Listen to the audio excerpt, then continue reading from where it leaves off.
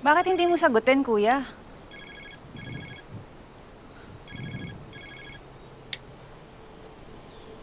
Alam mo, nangako kasi ako kay Rosel na hindi na ako magiging parte ng buhay nila.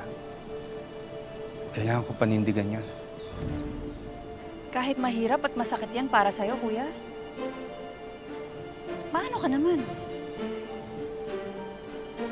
Hindi ko alam, Nika. But I deserve this.